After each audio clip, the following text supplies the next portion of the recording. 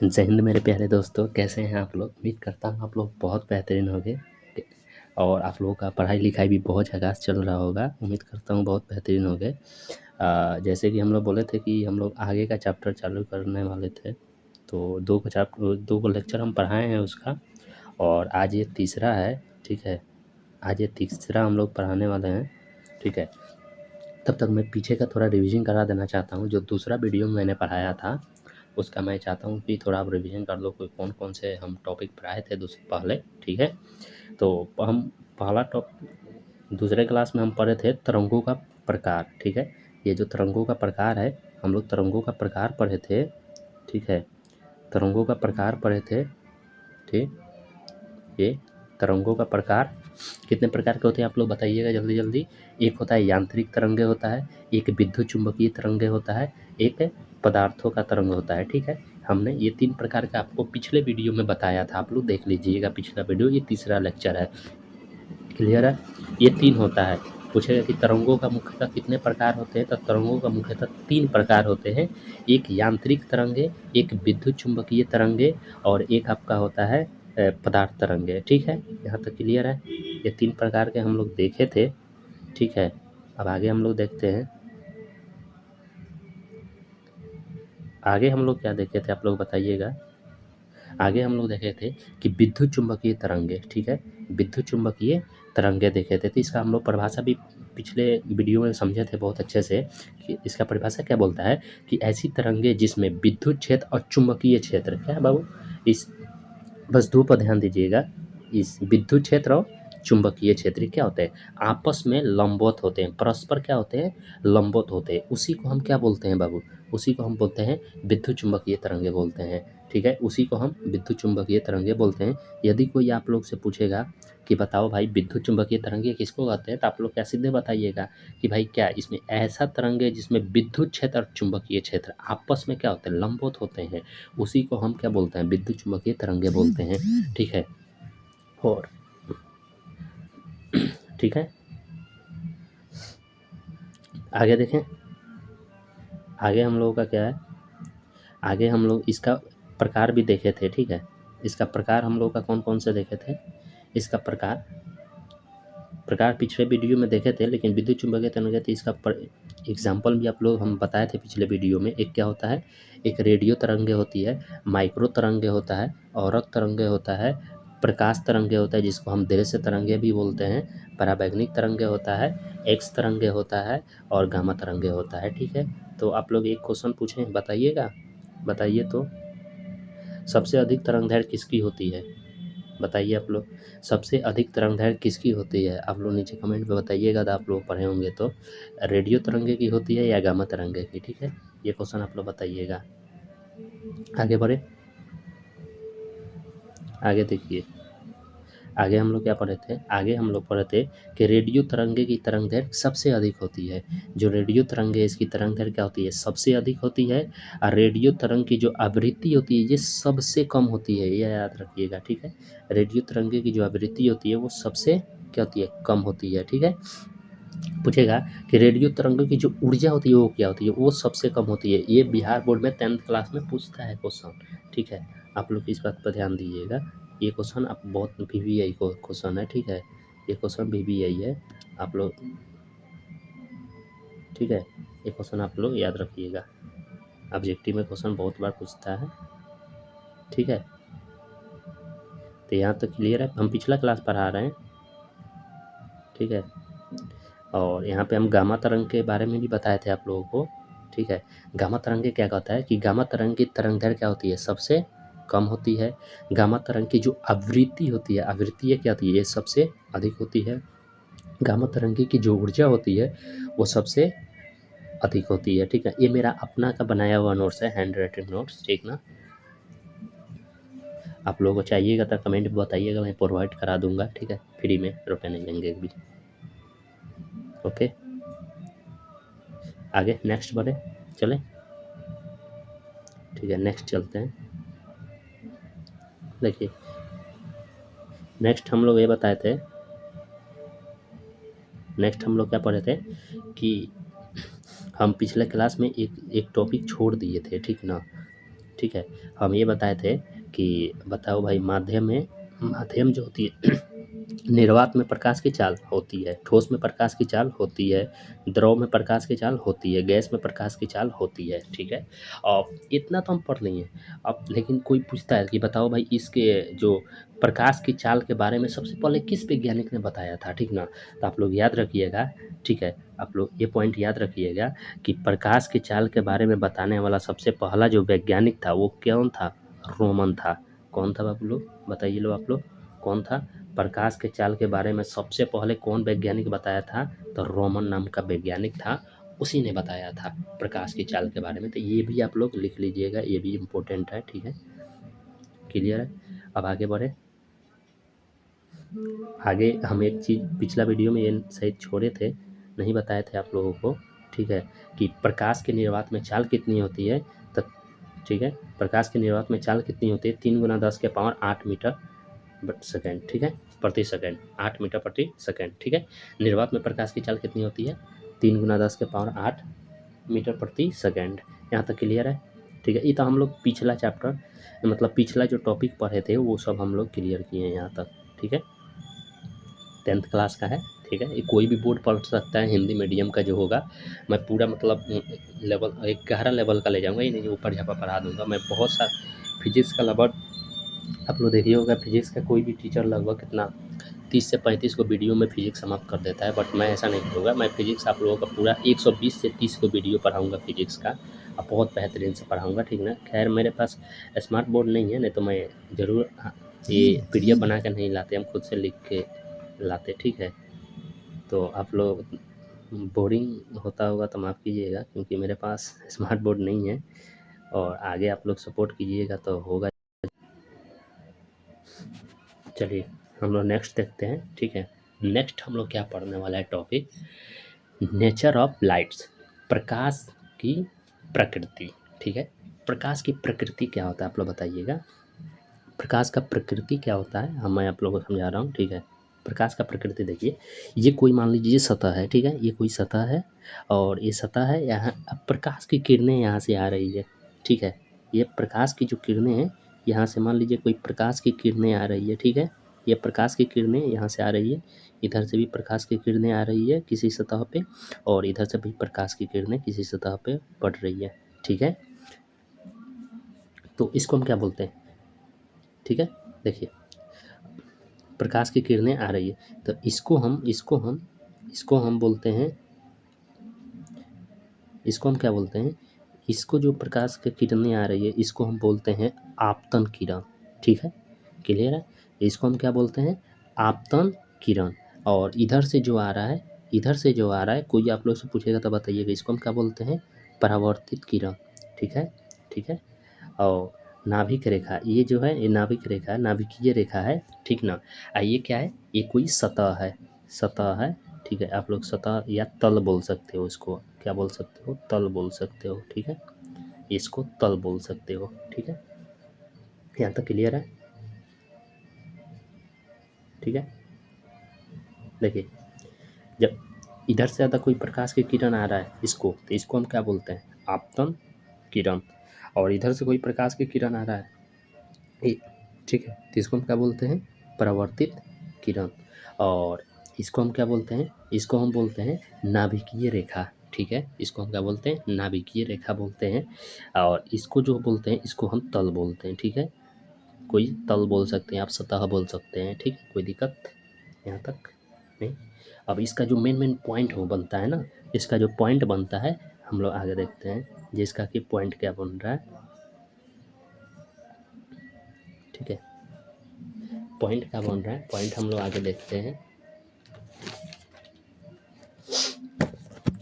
जो इस फिगर से जो पॉइंट हम लोग को निकल के आता है, मेन पॉइंट क्या बनता है कि आपतित किरण, आपतित किरण अभिलंब के साथ जो कोण बनाती है, ठीक है।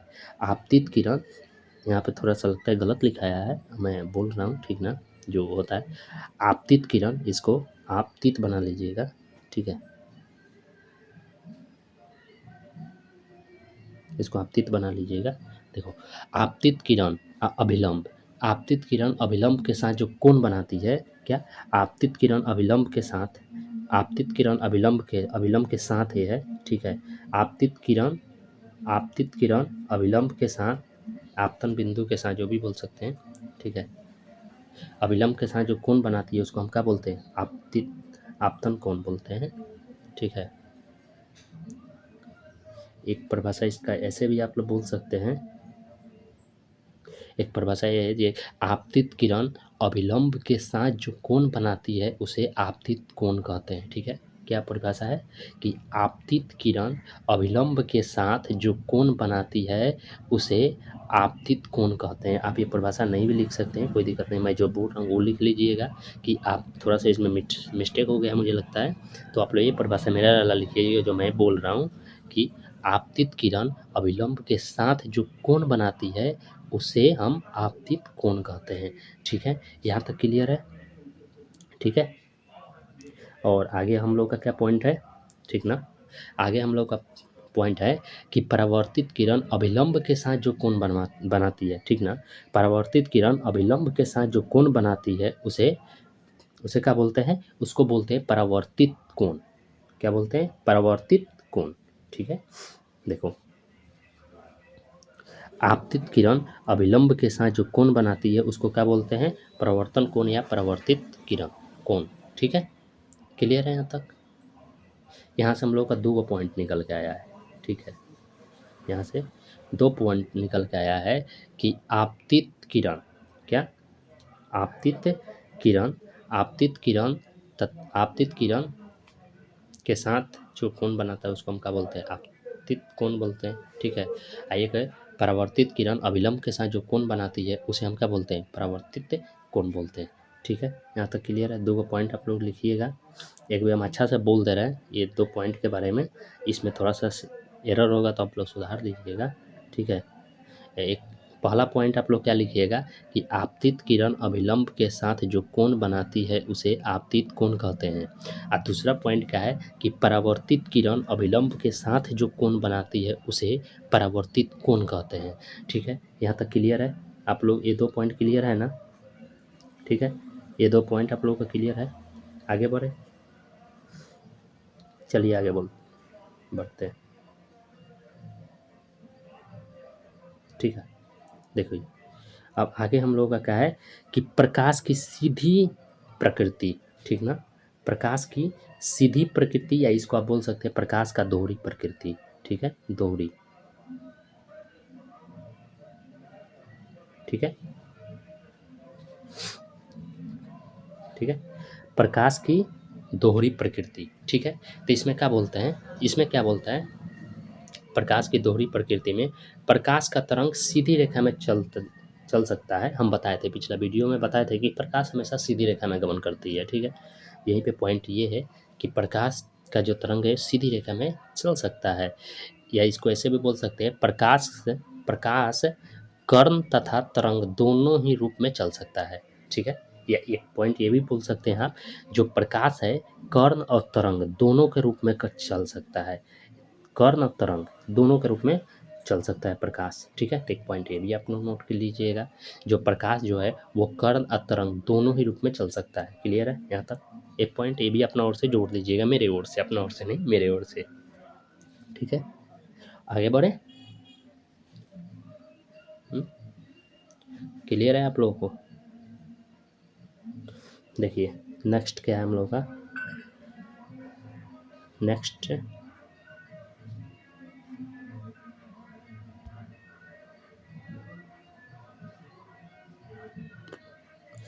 हम लोगों का है कि प्रकाश की कर्ण की प्रकृति। जो प्रकाश की कर्ण की प्रकृति होती है वो क्या होती है, तो बताइए। जो प्रकाश होती है अति सूक्ष्म के बहुत सूक्ष्म में मिलकर बनी होती है। देखिए क्या बोलता है, जो प्रकाश प्रकाश अत्यधिक ऊर्जा के बहुत ही सूक्ष्म मिलकर कर्ण से, फोटोन कहते हैं उसको, ठीक ना। क्या बोल रहा है कि प्रकाश अति सूक्ष्म ऊर्जा के बंडल से मिलकर बना है, ठीक है। क्या बोलते हैं, जो प्रकाश है, मान ली कोई प्रकाश है, इधर से मान लीजिए कोई प्रकाश आ रहा है, जो प्रकाश है, प्रकाश प्रकाश जो है ना, प्रकाश अति सूक्ष्म ऊर्जा के बंडल से, जब प्रकाश में एक प्रकाश थोड़ी रहता है, छोटा छोटा कण बहुत सारा उसमें रहता है, ठीक ना। तो आप ऐसे बोल सकते हैं कि प्रकाश अति सूक्ष्म ऊर्जा के बंडल से मिलकर बना है, जिसे हम लोग क्या बोलते हैं? बोलिए आप लोग, जिसे हम लोग क्या बोलते हैं? इसको हम फोटोन बोलते हैं, ठीक है। उसको हम क्या बोलते हैं? फोटोन बोलते हैं। क्लियर है? नेक्स्ट बढ़े, ठीक है। देखिए ये पॉइंट आप लोग ऐसे नोट कीजिएगा कि प्रकाश अत्यधिक ऊर्जा के बहुत सूक्ष्म में मिलकर जो कण से बना होता है उसी को हम क्या कहते हैं? फोटोन कहते हैं, ठीक है। उसको हम क्या बोलते हैं? फोटोन कहते हैं, ठीक है। अब देखिए, अब एक पॉइंट ये है, एक पॉइंट ये भी है, जो दृश्य प्रकाश की तरंग दैर्घ्य, आप लोग का क्वेश्चन कोई भी पूछ सकता है कि दृश्य, ये इंपॉर्टेंट है, दृश्य प्रकाश की तरंग दैर्घ्य, ठीक है। दृश्य प्रकाश की तरंग दैर्घ्य कितनी होती है? तो 3800 से लेके कितना होता है? 3800 से लेके 7600 तक, ठीक है। ये लो आप ये इतना, ठीक है। कितनी होती है? 3800 से लेकर 3800 से लेकर 8600 तक, ठीक है। ये लो आप लोग ये रखिएगा यार, कोई भी आप लोग से क्वेश्चन पूछ देगा, ठीक है। बाद कोई आदमी क्वेश्चन पूछ देगा कि दृश्य प्रकाश की तरंगदैर्घ्य क्या होती है, तो आप लोग ये बोल सकते हैं।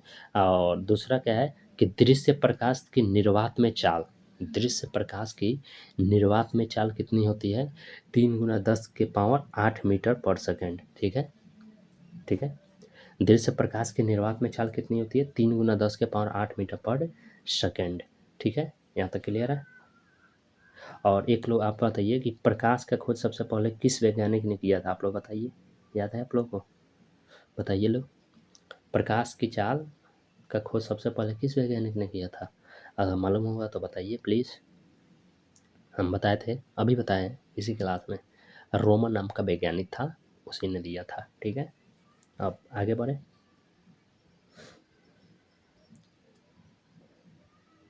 आगे देखिए, आगे क्या कह रहा है? आगे कह रहा है हम लोग का, आगे कह रहा है कि प्रकाश की चाल, ये क्वेश्चन आप लोग से कोई पूछ देता है, ठीक ना। अब बहुत इंपॉर्टेंट क्वेश्चन है, इस हर साल 10th क्लास में ऑब्जेक्टिव में फिजिक्स में क्वेश्चन पूछता है, चाहे आप जो कहिए पूछता है क्वेश्चन, ठीक है। हर साल क्वेश्चन पूछता है। क्या क्वेश्चन पूछेगा आप लोग से? क्वेश्चन पूछता है कि प्रकाश की चाल निर्वात में कितनी होती है? सबसे अधिक होती है कि सबसे कम होती है? बताइए आप लोग। तो देखिए, जो पूछेगा कि देखिए सबसे अधिक प्रकाश की चाल निर्वात में होती है। दो क्वेश्चन पूछता है कि सबसे अधिक प्रकाश की चाल किसमें होती है, तो आप लोग बोलिएगा निर्वात में होती है। और सबसे कम प्रकाश की चाल किसमें होती है, तो ठोस में होती है, ठीक है, ठीक है, ठोस में। और देखिए, और ये चीन का मतलब क्या होता है कि देखिए सबसे अधिक प्रकाश की चाल निर्वात में होती है, उसके बाद प्रकाश की चाल सबसे ज़्यादा गैस में होती है, उसके बाद द्रव में होती है, और उसके बाद ठोस में होती है। बस यहाँ से इतने क्वेश्चन बनता है। यहाँ से मात्र 2 को क्वेश्चन बनेगा आप लोगों का कि प्रकाश की चाल, जो यहाँ पे हमने लिखा है, ठीक है, कि निर्वात में प्रकाश की चाल सबसे अधिक होती है, ठीक ना। क्या होती है? आप लोग बोलिएगा साथ में कि निर्वात में प्रकाश की जो चाल होती है वो सबसे अधिक होती है, और ठोस में जो प्रकाश की चाल होती है वो सबसे कम होती है, ठीक। यहाँ से मात्र और मात्र 2 को क्वेश्चन ही बनता है, और ये हमने दिखा दिया है कि आप लोग देख लीजिएगा भाई। सबसे सबसे ज़्यादा प्रकाश की चाल निर्वात में होती है, उसके बाद गैस में होती है, उसके बाद ठोस में होती है, उसके बाद उसके बाद द्रव में होती है, उसके बाद ठोस में होती है, ठीक है। यहाँ तक क्लियर है? क्लियर है? नेक्स्ट बढ़ें आगे, आप लोग नोट डाउन कर लीजिएगा। अब देखिए नेक्स्ट क्या हम लोग का कि प्रकाश की तरंग प्रकृति, प्रकाश की तरंग प्रकृति, ठीक है। इसको हम इंग्लिश में क्या बोलते हैं? वेव नेचर ऑफ लाइट, ठीक है, वेव नेचर ऑफ लाइट जिसको हम इंग्लिश में बोलते हैं, ठीक ना।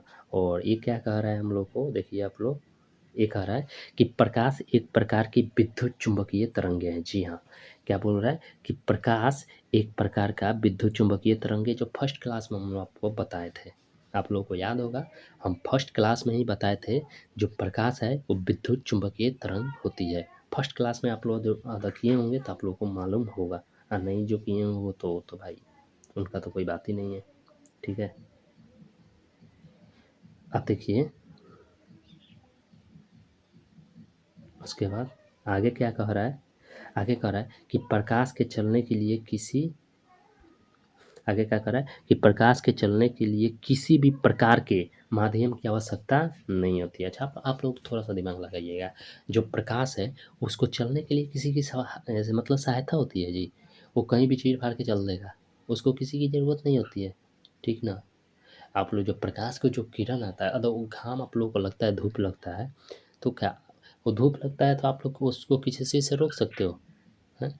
वो जहाँ जाएगा वो पड़ेगा, वो कोई नहीं रोक सकता, धार लगेगा, धूप लगेगा ही लगेगा। इसलिए यहाँ पे ये परिभाषा बोल रहा है, जो प्रकाश जो होता है इसको चलने के लिए किसी की आवश्यकता नहीं होती है, अपने से चलता है। ठीक ना। इसको किसी की ज़रूरत नहीं पड़ती है। ठीक है, यहाँ तक आप लोग क्लियर है। तो हम लोग इसमें आज नया में क्या पढ़े हैं, नया में हम लोग एक क्लियर किए हैं सबसे पहले। ठीक है, ये पढ़े हम लोग।